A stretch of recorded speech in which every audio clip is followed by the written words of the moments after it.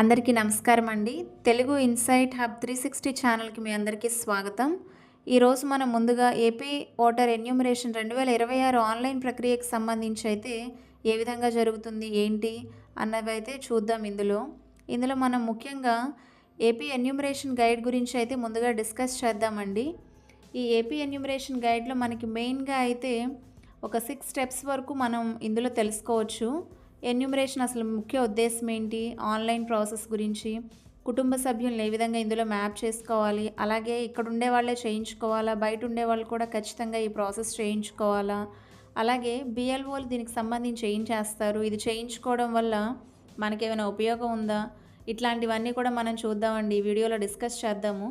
అసలు ఎన్యూమరేషన్ ఏంటి అన్నది మనం చూసుకున్నట్లయితే కనుక జనరల్గా ఎన్యూమరేషన్ అనేది ఒక వెరిఫికేషన్ ప్రాసెస్ అండి. ఇది ఓటింగ్ దానికి సంబంధించేది. అంటే ప్రతి ఒక్క ఓటర్ ఎవరైతే ఉన్నారో అర్హులు వారికి సంబంధించి ఓటర్ వివరాలన్నీ కూడా వెరిఫై చేసి అప్డేట్ చేసేటువంటి ఒక అధికారిక ప్రక్రియ అండి. దీన్నే మనం ఓటర్ ఎన్యూమరేషన్ ప్రాసెస్ అని అంటున్నాము.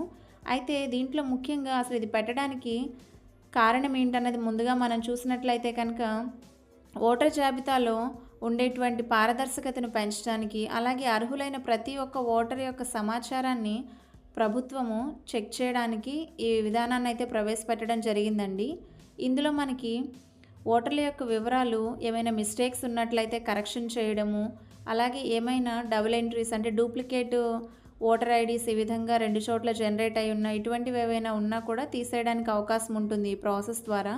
అసలు ఇది ఎవరు చేయాలి అన్నట్లయితే కనుక మన ఆంధ్రప్రదేశ్లో నమోదై ఉన్న ఇప్పుడైతే మనం ఆన్లైన్ పోర్టల్ ప్రాసెస్, అలాగే పోర్టల్ వాడకం ఏ విధంగా ఉంటుందన్నదైతే ముందుగా తెలుసుకుందామండి. దీంట్లో మనకి ముందుగా అయితే 3 స్టెప్స్ ఉంటాయండి ఈ ఆన్లైన్ ప్రాసెస్ మొత్తం మీద. ముందుగా ఎపిక్ ఐడితో మనం లాగిన్ అవ్వాల్సి ఉంటుంది. లాగిన్ అయినట్లయితే మనకి మొబైల్ నెంబర్కి ఒక ఓటీపీ అనేది వస్తుందండి. ఆ ఓటీపీని ఎంటర్ చేయాల్సి ఉంటుంది.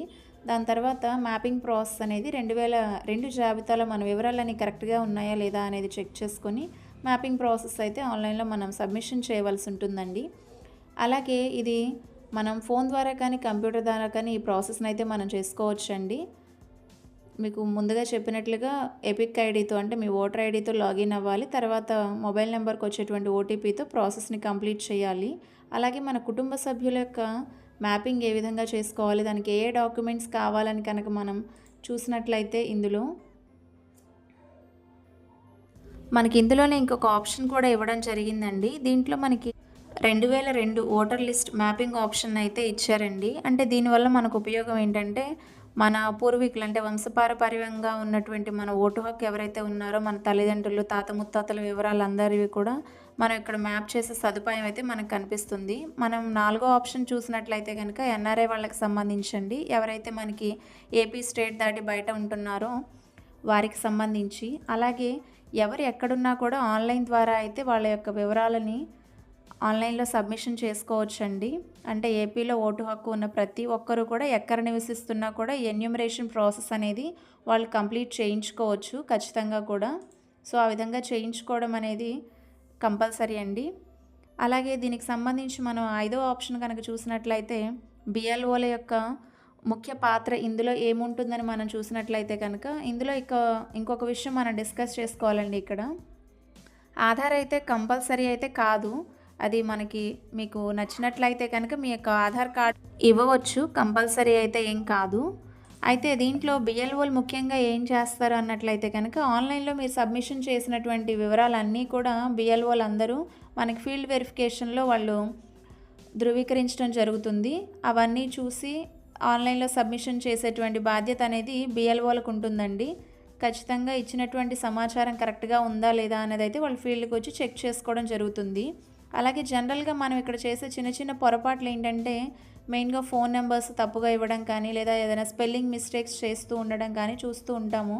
సో అందువల్ల సబ్మిట్ చేసే ముందు మనం అన్ని వివరాలు ఒకసారి కరెక్ట్గా చెక్ చేసుకుంటే మంచిదండి. మీ ఎపిక్ ఐడి కూడా కరెక్ట్గా ఉందో లేదో చూసుకోండి. మనకి ఆన్లైన్ ప్రాసెస్ వల్ల ఉపయోగాలు ఏంటన్నవి చూసుకున్నట్లయితే కనుక టైం అనేది ఖచ్చితంగా సేవ్ అవుతుంది. మిస్టేక్స్ అనేవి తగ్గించుకోవడానికి ఛాన్స్ ఉంటుంది. అలాగే మన ఓటు హక్కును మనం జాగ్రత్తగా భద్రపరచుకోవడానికి కూడా ఈ ఆన్లైన్ ప్రాసెస్ ఉపయోగపడుతుంది. ఒకవేళ ఈ ఫామ్ సమర్పించకపోతే ఏం జరుగుతుందంటే మెయిన్గా ఓటర్ జాబితాలో మన వివరాలు అనేవి కనిపించకుండా ఉండే అవకాశం అయితే ఉంటుందండి. సో ఖచ్చితంగా మనకి ఓటర్ జాబితాలో పేరు మార్చడానికి ఇంకేమైనా ప్రాసెస్ మనం ఖచ్చితంగా చేసుకోవాలి అన్నట్లయితే ఈ ఫామ్ అనేది ఖచ్చితంగా సబ్మిట్ చేయవలసి ఉంటుందండి. అలాగే మనం తప్పకుండా చేయాల్సిన వాటిల్లో ఇక్కడ మీకు లిస్ట్ వైజ్ అనేవి ఇవ్వడం జరిగింది. ఒకసారి చెక్ చేసుకోండి. మీ యొక్క ఎపిక్ ఐడితో లాగిన్ అయ్యే ప్రాసెస్, ఓటీపీ వెరిఫికేషన్ చేయడము, అలాగే మ్యాపింగ్ వివరాలన్నీ మీ ఫ్యామిలీకి సంబంధించి జాగ్రత్తగా ఫిల్ చేశారా లేదా అన్నది ఒకసారి క్రాస్ చెక్ చేసుకోండి.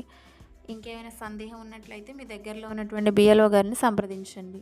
ఇలాంటి మరిన్ని వీడియోల కోసం లైక్ చేసి సబ్స్క్రైబ్ చేసుకోండి.